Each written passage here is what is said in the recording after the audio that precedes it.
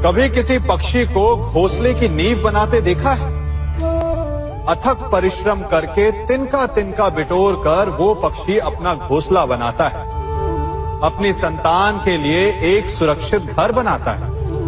और फिर कहीं से तीव्र आंधी आती है, भारी वर्षा होती है और उसका घोंसला तिनका तिनका करके बिखर जाता है। फिर वो पक्षी क्या करता है? वो रोता नहीं, ना ही विलाप करता है। वो बिना विलंब करे फिर से अपना घोंसला बनाना प्रारंभ कर देता है और सफलता पाता है। फिर हम क्यों छोटी छोटी असफलता से भयभीत होकर परिश्रम करना छोड़ देते हैं? एक बात सदा स्मरण रखिएगा, हर वृक्ष कुल्हाड़ी की एक मार से नीचे नहीं गिरता, हर चट्टान घन के एक प्रहार से नहीं टूटती। सफलता पाने के लिए अनावरत परिश्रम करना ही मात्र एक मार्ग है। स्वीकारण, सत्य का स्वीकारण मनुष्य के लिए बहुत ही महत्वपूर्ण है। जब तक मनुष्य सत्य को स्वीकार नहीं करता, उसे असत्य से लड़ने की शक्ति प्राप्त नहीं होती। जब आप भोजन करते हैं तो क्या होता है? आपका पेट स्वीकारता है कि वो भर चुका है और आप भोजन करना बंद कर देते हैं। जब आपको निद्रा आती है तो क्या होता है? आपका मन स्वीकारता है कि आपका शरीर थक चुका है और उसे विश्राम की आवश्यकता है। उसी प्रकार जब आपको किसी व्यसन को रोकना हो तो आपको स्वीकारना पड़ता है कि बहुत हो चुका, चाहे वो लालच हो या मदिरापान। उस व्यसन का त्यागना तभी प्रारंभ होता है जब आप ये स्वीकार कर लेते हैं कि आप उस व्यसन के बंधक हैं। हम में से ऐसा कोई नहीं जिनकी परछाई उनसे दूर रहती। हमारी परछाई सदैव हमारे साथ रहती है। कदाचित हमारी परछाई हमारे कर्मों के फलों का संकेत है। कदाचित इसी कारण कई बार हमें अपनी परछाई से भय भी लगता है, परंतु इस भय से निवारण पाने का एक साधन अवश्य है। वो है सूर्य की ओर मुख करना या किसी प्रकाश के स्रोत की ओर मुख करना, क्योंकि तब हमें हमारी परछाई दिखाई नहीं देती। यदि इसे जीवन के संदर्भ में देखें तो ये प्रकाश का स्रोत शुभ कर्मों की चेतना है। यदि आपके मन में शुभ कर्म करने की इच्छा है तो आपको कभी भी अपने कर्मों के फल का भय नहीं होगा, क्योंकि यदि आपका मन शुद्ध होगा तो आपके कर्म शुद्ध होंगे और शुद्ध कर्मों का फल कभी अशुद्ध नहीं हो सकता। आज मैं आप सबको एक कथा सुनाता हूं। एक दिन प्रातः एक व्यापारी अपने घर से निकला। घर से निकलते ही एक बिल्ली ने उस व्यापारी का मार्ग काट दी। व्यापारी घबरा गया। वो फिर से घर लौट गया और शुभ घड़ी की प्रतीक्षा करने लगा। और जब वो पुनः अपने घर से निकला तब वो वाहन जा चुका था जिससे राजा तक पहुंचकर उसे भेंट देनी थी। राजा को भेंट नहीं मिली। राजा क्रोधित हो गए। राजा ने उस व्यापारी का व्यापार बंद करवा दिया। इस कारण व्यापारी क्रोधित होकर घर पर अपनी पत्नी से लड़ बैठा। पत्नी अपने बच्चों समेत मैके वापस चली गई और उस व्यापारी के जीवन में यदि कुछ रह गया था तो केवल अंधकार। और इन सब का कारण वो उस बिल्ली को मानता रहा जिसने उसका मार्ग काटा था। ऐसा ही एक दूसरा व्यापारी राजा को भेंट देने निकला और उस व्यापारी का मार्ग भी एक बिल्ली ने काट दिया। वो व्यापारी तनिक घबराया, परंतु उसने आगे बढ़ना अधिक उचित समझा। राजा तक वो समय पर पहुंचा। उसने राजा को भेंट दी। राजा प्रसन्न हुए और राजा ने व्यापारी को अपना व्यापार बढ़ाने की अनुमति दी, स्वर्ण आभूषण दी। जब व्यापारी घर पर पहुंचा तो पत्नी को आभूषण और अपने बच्चों को देने के लिए वस्त्र थे उसके पास। हर ओर प्रसन्नता थी। समझ रहे हैं ना, दोनों के साथ एक ही प्रकार की घटना हुई, परंतु दोनों की प्रतिक्रिया भिन्न थी।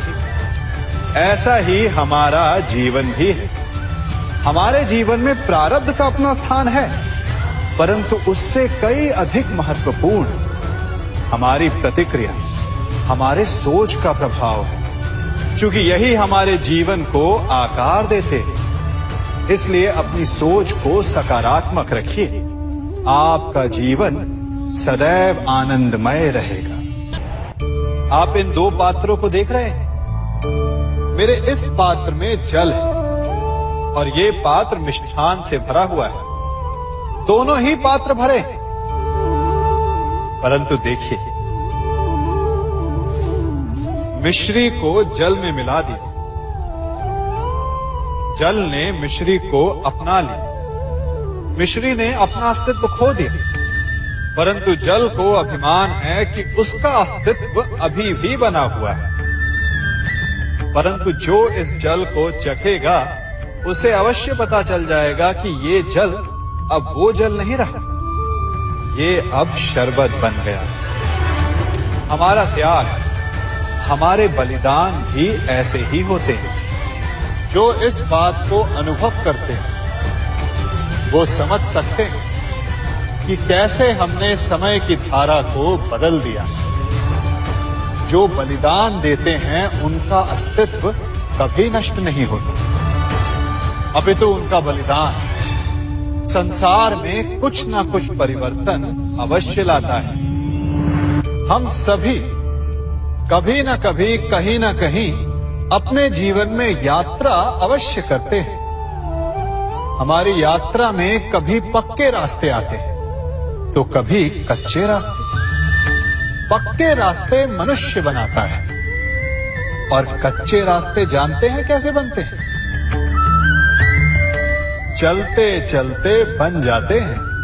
जब लोग एक स्थान से जाते हैं तो पैरों के दबाव से नीचे की घास कुचल जाती है। बार बार उस मार्ग से जाने से धीरे धीरे मार्ग स्वतः ही बन जाता है।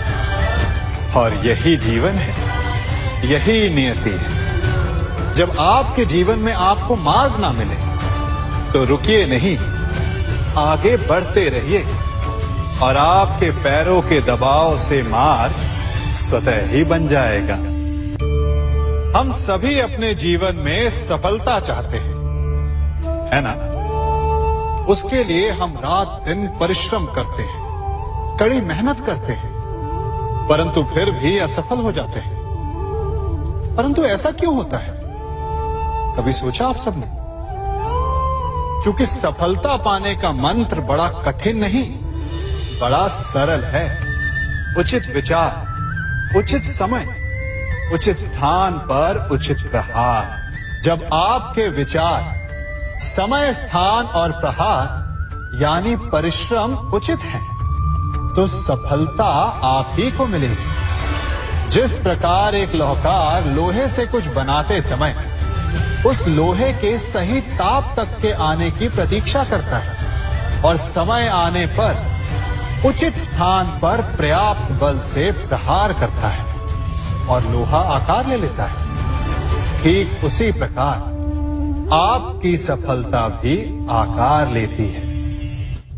हम सभी को अपने जीवन में कभी ना कभी निराशा मिलती है, असफलता मिलती है और अधिकतर लोग इसके पश्चात भाग्य का रोना लेकर बैठ जाते हैं। कुछ कहते हैं कि जिस स्थान पर मैं हूं उससे कई ऊंचे स्थान पर होने के योग्य था, परंतु नहीं जा पाया।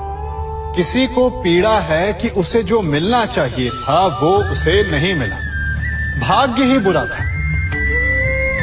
भाग्य क्या होता है? भाग्य वन में खिला पुष्प देवताओं को चढ़ाया जाएगा, या किसी सुंदरी की वेणी में वो सजेगा, या फिर उसे कुचलकर उत्पाद बना दिया जाएगा। ये सब एक पुष्प के नियंत्रण में नहीं होता, परंतु जब तक उस पुष्प का अस्तित्व है सुगंध बिखेरना उसके वश में अवश्य है। परंतु भाग्य हमारे वश में नहीं, और जो हमारे वश में नहीं उसके लिए दुखी होने से क्या होगा। कर्म पर वश है, वो कीजिए और धीरे धीरे भाग्य आपके वश में आ जाएगा, क्योंकि कर्म ही प्रधान है।